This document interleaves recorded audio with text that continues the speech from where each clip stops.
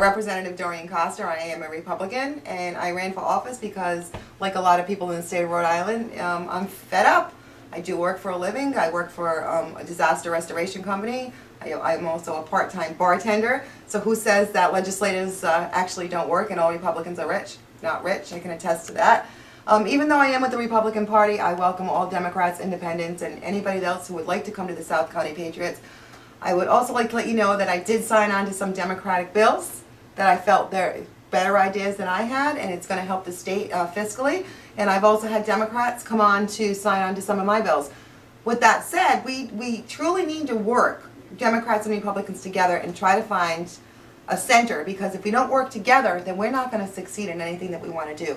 So that's my goal, work together. Let's get the state back to where it needs to be. I'd like to thank the Patriots of South County for giving me this opportunity to say hello to you and tell you a little bit about what's going on.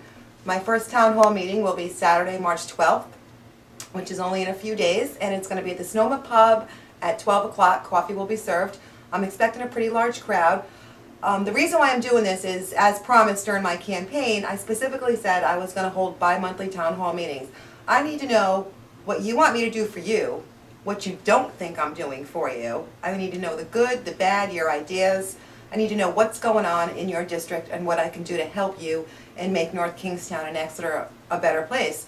A few other things that I've been working on. I've been working on some bills, voter ID, which is going to Judiciary this week. Master Lever, although I am not the main sponsor of the bill, I am a co-sponsor on that bill.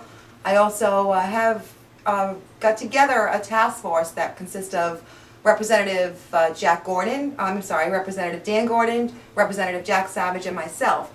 And what we're going to do is, as soon as we get Governor Chafee's budget, we are going to start looking into some welfare reform, because that's where billions and billions of our money is going into.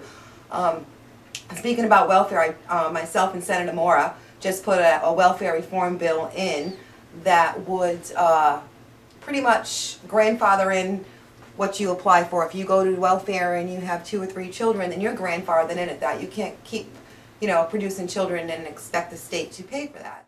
Now, a big concern and question that I get a lot is, what the heck is going on up there? Nothing's getting done. Well, it's a long process, and people don't really know what the process is. You got to go with your bill ideas, and you got to turn it into Richard Fleury, who is our attorney. He then brings that over to Legislative Council, who has to physically draft the bill. Then it gets a Legislative Council number. Once it gets the number, you have to wait for committee hearings, and everything in a committee hearing is held for further study, and that's like the kiss of death for most of the bills in the state.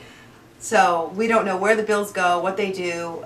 We hear everybody's testimony, and then we hope that they get to the House floor. So it's a very long, slow process, a process that I wish that would be a lot quicker. We did vote for 2 bills on the House floor so far. One was to extend the budget for Governor Chafee to have more time with it, and I voted no on it. I think the vote was 65-2 or 65-1. And the reason why I voted no is because we physically can't work without a budget. And so sometimes I can see why it really looks like we're not doing much up there. And another bill that I voted against was the $2 million to go into the call center for unemployment. Now, needless to say, this would never affect any unemployment benefits. This was just strictly $1.9 million or $2 million to go to the call center because they extended their budget and they had no more money. And I voted no on that because I don't think the state could afford another, $2 million going into something that they've overspent. That's not my problem, and it's not your problem, and we all work on a budget, so hopefully the state can start working on a budget. So with that said, I am looking forward to seeing everybody on Saturday, March 12th at noon at Sonoma Pub. And if you have any questions or concerns, you all know how to find me. Thank you.